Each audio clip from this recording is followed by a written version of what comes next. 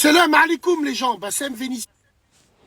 Salut tout le monde, c'est Nas Réaction, j'espère que vous allez bien. On va regarder une story de Bassem Breiki au sujet de la discrimination à l'emploi, au sujet des femmes voilées. Et après sa vidéo, je vous dirai mon avis. N'hésitez pas à mettre un pouce bleu et à vous abonner et bon visionnage. Monsieur 692, qui est cette femme? Qui est cette femme? Qui c'est qui l'a envoyée cette femme? Alors mesdames et messieurs, là on est à Grenoble avec une affiche qui fait polémique dans les arrêts de bus.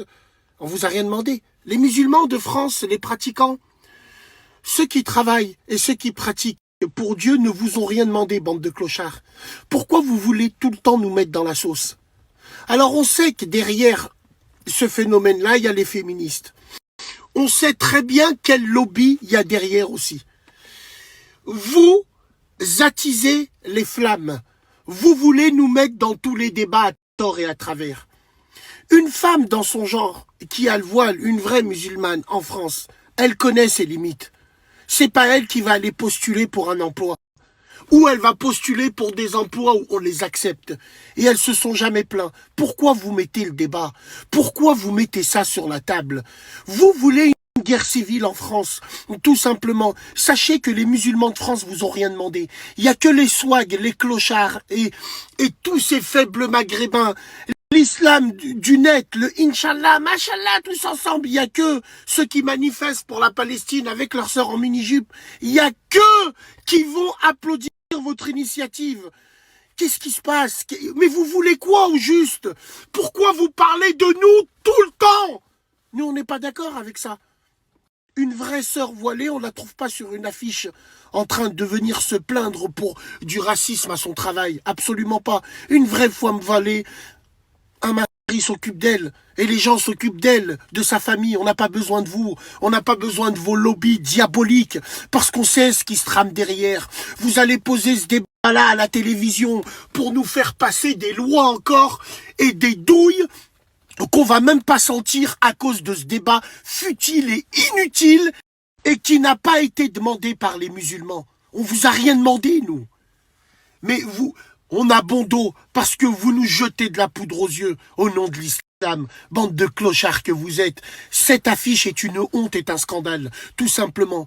Parce que je vais t'expliquer une chose. Une femme qui peut pas travailler avec le voile, ainsi de suite, soit elle accepte les conditions parce qu'elle est en France, sinon elle fait hijra. Sinon elle va ailleurs. Mettez-vous à la place des gens. Cette affiche pour les gens est agressive. Parce qu'ils savent très bien que la religion musulmane en France est un problème avec tout ce qui se passe. Mais eux, ils veulent attiser les flammes. Ils veulent qu'il y ait une guerre civile entre nous. Et c'est ces gens-là qui font monter la tension. Wallah l'azim, 90% des musulmans sont contre cette affiche et n'ont rien demandé. Ah, mais puis quand encore? Bientôt, me voilà en mini-jupe sur les arrêts de bus en train de dire « Oh, je suis mal jugé !» Mais laissez-nous tranquilles. Lâchez-nous le zob un peu. C'est trop. Wallah, c'est trop. Et les plus intelligents et les éclairés d'esprit sauront lire entre les lignes. Et savent que cette affiche est une attaque directe envers les musulmans de France pratiquants. Et surtout, c'est une technique et un plan machiavélique pour faire monter les communautés les unes contre les autres. Alors bien sûr, je m'adresse à ma communauté, je représente en aucun cas ma communauté, mais les vrais sauront reconnaître les choses et comprendre ce que je veux dire. Il n'y a que les clochards, les cafards des réseaux là, la communauté. Machallah, Inch'Allah, tu connais pas le quart des gens, tu connais pas le bon suçon Tazabi. Il n'y a que qui vont ouvrir leur clap merde. Ouais, mais là, Bassem il est anti-musulman. Je suis plus musulman. Enfin, j'ai pas envie de dire je suis plus musulman que vous. Non, je n'ai pas cette arrogance-là. Mais je crois que j'ai plus de jalousie envers ma religion que vous. Bande de déus que vous êtes. Vous vous applaudissez ces opérations-là. Alors que ça, c'est la mise à mort de notre religion et des femmes de notre religion. Bien sûr. Parce que pour abattre une communauté, faut toujours passer par ces femmes. Salam alaikum. Donc voilà, c'était la story de Bassem Breiki. Là où je trouve qu'il n'a pas tort, c'est que voilà, toujours afficher les musulmans, voilà, surtout pendant qu'il y a une montée du racisme en France et en Europe. On le voit, plusieurs élections en Europe, aux Pays-Bas, en Autriche, en Bulgarie, non, pas Bulgarie, Hongrie, etc. En Irlande, tout ça, il y a une montée en Italie aussi, même si c'est une extrême droite light, on va dire. Je pense que c'est pas le moment d'afficher, voilà. C'est pas le bon moment, surtout avec le comportement de certains, malheureusement. Et je voulais revenir sur le sujet des discriminations. Voilà, je voulais venir et aussi avant de venir sur ce sujet-là, je voulais dire que, par exemple, mon dernier voyage au Maroc, j'ai vu plein de femmes voilées. C'est pas forcément vrai qu'une femme voilée ne peut pas travailler parce qu'au Maroc, ça reste un pays musulman.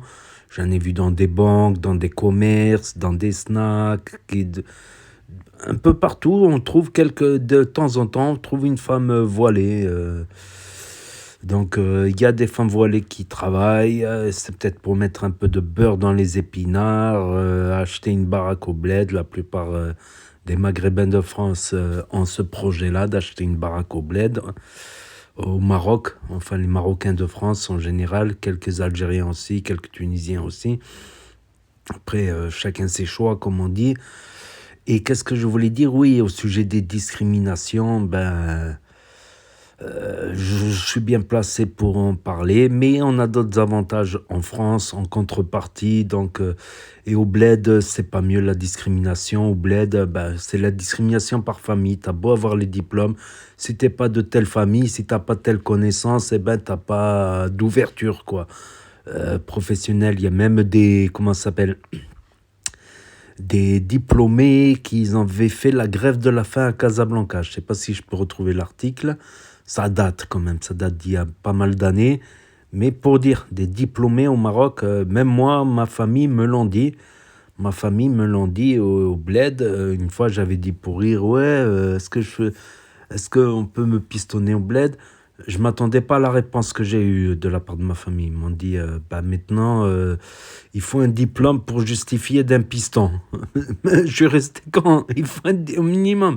Il m'a dit, c'est fini l'époque, et en plus, t'as pas l'arabe littéraire, alors... même ma famille, ils m'ont dit, t'es pas fait pour travailler au bled, tout ça. Donc, comme quoi, pour dire qu'au Maghreb, il y a de la discrimination aussi. Donc, on s'en sort pas finalement, où on va se victimiser, pleurer, tandis que d'autres gens souffrent beaucoup plus de certains problèmes. Je pense que c'est pas le moment de se victimiser, quoi. Alors qu'il y a pas mal de problèmes. Et aussi, je voulais parler aussi d'une autre expérience. Ouais, quand je cherchais du boulot, bon, à une époque, il y avait beaucoup plus de boulot, c'était facile, surtout plongeur, c'était facile. Et à un moment, j'ai voulu travailler j'ai fait plein de boulots différents dans les supermarchés. J'ai fait barman, j'ai fait représentant commercial, j'ai fait vendeur, j'ai fait plongeur, aide cuisinier plutôt, salade, froid, tout ça, préparation. J'en oublie, réparateur de smartphone, bon, dévissage, revissage, faire attention de rien casser sur le passage. J'ai fait plein de boulots différents et c'est vrai que dans certains domaines, des fois, il faut poser 20 CV pour avoir un entretien, c'est comme ça. Il faut les poser, il faut batailler. Un jour ou l'autre, tu trouveras ta chance, quelqu'un qui t'acceptera, tôt ou tard, même si c'est tard. Je voulais parler de un autre sujet aussi, deux autres sujets. Avant de parler du dernier sujet sur la discrimination, je voulais parler, ouais, quand j'ai postulé comme marin, alors que c'est un milieu déjà anglophone, bon, je parle l'anglais, tout ça, grâce à un ami anglais qui m'a aidé qui m'a formé un peu au travail, comment dessaler le bateau, les amarres, deux, trois trucs, formation de sécurité, secourisme. J'ai même passé diplôme capitaine de 200 tonnes, ça fait à peu près 20 mètres, on va dire des yachts jusqu'à 20 mètres. Donc, je me suis beaucoup investi et je sais que des fois, il faut poser 100 CV pour avoir un entretien, un emploi, quoi. Ou des travaux à la journée, à la semaine, au mois, à la saison. J'ai eu des emplois à la saison. C'était dur, j'ai dû tourner, j'ai dû répondre, envoyer beaucoup de CV par mail et tourner même dans les ports pour discuter avec les gens, tout ça, mais c'est faisable. À savoir que même des Français de souche ont des difficultés à trouver un emploi là-dedans. Parce que c'est un milieu plutôt anglophone, on va dire, le yachtisme, tout ça. Ils sont tous sous des paradis fiscaux, tu vois les pavillons des bateaux, des navires, c'est des paradis fiscaux. Entre parenthèses, les bateaux, c'est sur la rivière, les navires, c'est en mer. Vous pouvez regarder dans le dictionnaire. Donc, je disais, même pour les Français de souche, c'est dur d'avoir... Du coup, j'ai un moment, ça m'a lassé. J'ai fait plusieurs saisons et j'arrivais pas à trouver à l'année. J'ai arrêté. Je voulais revenir aussi sur la discrimination. Regardez, par exemple, les Gitans. Ils sont victimes de discrimination également. Pourtant, on n'en entend pas parler. Et je trouve que, voilà, ils se débrouillent quand même. Par exemple, ils prennent une camionnette, ils se mettent à deux. Ils essaient de ramasser 1 tonne de ferraille par jour. Ça leur fait 100 €, 50 € chacun. Donc, il y en a d'autres, ils ramassent des meubles aussi. Ils les rénovent, ils réparent des meubles. Ils ramassent des trucs cassés, jetés, tout ça. Ils les réparent et ils les revendent. De tout. Il y en a, ils se débrouillent. Il y en a, ils font de l'agriculture aussi. Ils prennent un petit terrain, ils font leur petite agriculture, ils font leurs cagettes, ils font plusieurs cagettes, après ils les revendent. Voilà, il y a plein de... Quand on en a marre, on peut entreprendre aussi. On peut entreprendre. C'est pas une garantie de gagner des salaires décents, surtout au début, mais c'est une autre solution. Voilà, d'entreprendre, auto-entrepreneur. Je dis pas faire de la ferraille, chacun fait ce qu'il veut, quoi. Mais voilà, entreprendre aussi est une autre solution. Et pourtant, les Gitans, on les entend pas. On les entend jamais on les entend jamais pleurer, pleurnicher, à croire que on les entend jamais se lamenter. Voilà, ils ont une partie aussi, une partie des Gitans qui est voyou aussi, une petite partie, comme tout le monde, quoi, on va dire. Mais voilà, on les entend pas, que ce soit sur les réseaux, dans les médias, tout ça. Il n'y a que les musulmans. Et voilà mon avis. Peut-être je me trompe, peut-être j'ai raison, mais j'ai le droit de dire mon avis et de réagir à une vidéo de un tel ou un tel, justement. Profitez pour surfer sur la vague. Eux-mêmes, ils surfent sur les vagues des actus, donc... Voilà, donc n'hésitez pas à me dire ce que vous en pensez dans les commentaires, à mettre un pouce bleu, à vous abonner et à cliquer sur la cloche. Et je vous dis à très bientôt, les amis les potos, pour de nouvelles vidéos. Merci d'avoir regardé. C'était Nas Réaction. Action, réaction. Tchuss. À plus.